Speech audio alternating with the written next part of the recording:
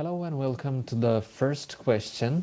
Today's question is how many years of postdoc is good? This is the first lecture of this playlist, Graduate School Life and Job Search in the US, questions and answers.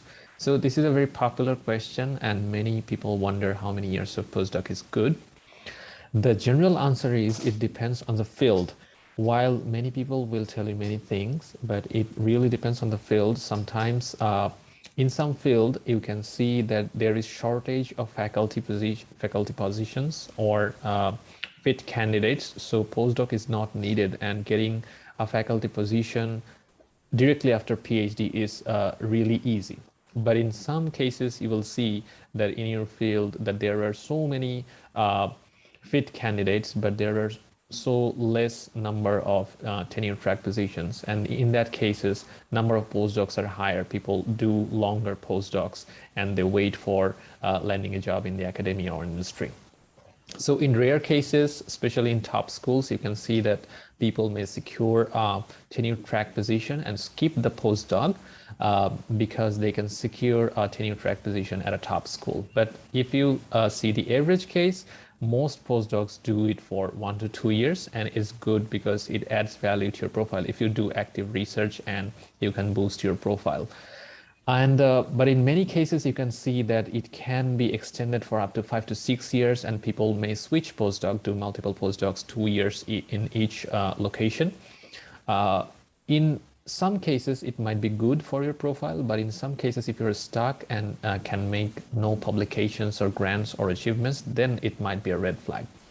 And you have to make sure that you understand that there is a difference between doing PhD, being a PhD student, and a postdoctoral researcher, because sometimes it's considered as a fast-track PhD because people, or generally your supervisor or your team members, will expect that you already know so many things because you already have a PhD, and they will expect fast output from you.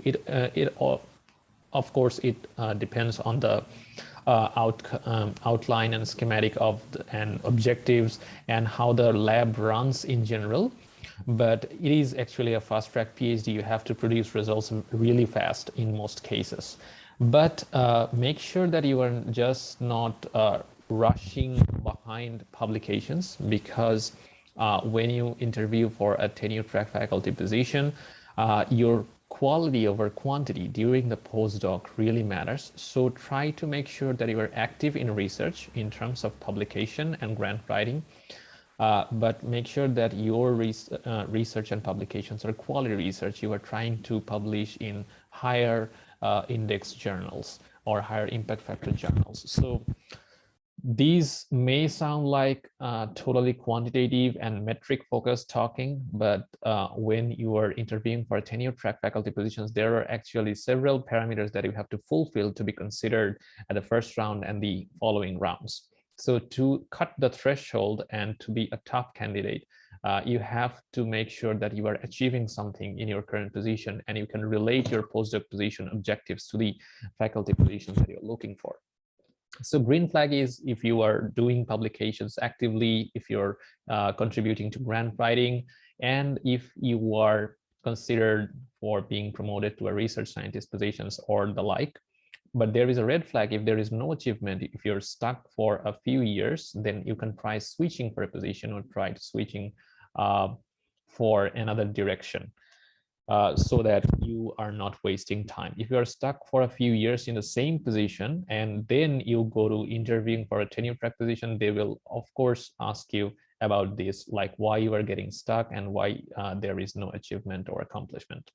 And if you are considering doing multiple postdoc, it does not help necessarily, but if you have to do it for the particular situation, let's say you don't like your supervisor, you don't like the project, or there is no progress, then you may consider switching postdoc before going to a tenure track position or an industry position. But try to take something from every position so that you can add some value from every position. Try to get at least a publication or at least a project completion that you can add to your CV, and that can be quantitatively judged by the interviewer.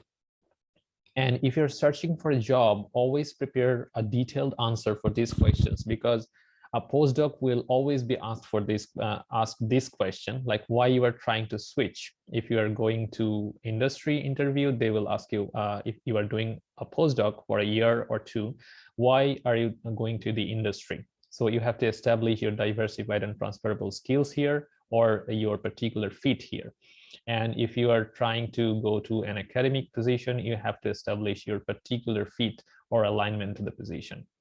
And also, as this is a postdoc is an academic position, and in academia there are so many traditions, and your label and everything, these actually matter, and people will tell you so many things traditionally, like traditionally people do these many years of postdoc, and before doing these many years of postdoc you should not consider any other things, but you should overlook traditions to boost and value your career, and always think about long-term trajectory of your career.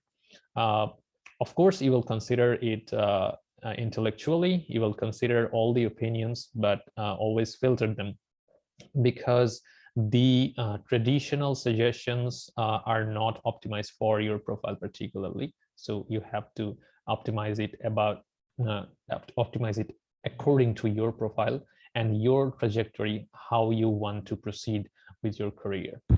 So that is the kind of a detailed answer of how many years of postdoc is good. I hope I have been able to clarify everything regarding this. Thanks. And feel free to send me questions through comments. I will try to post new videos in this playlist. Thanks.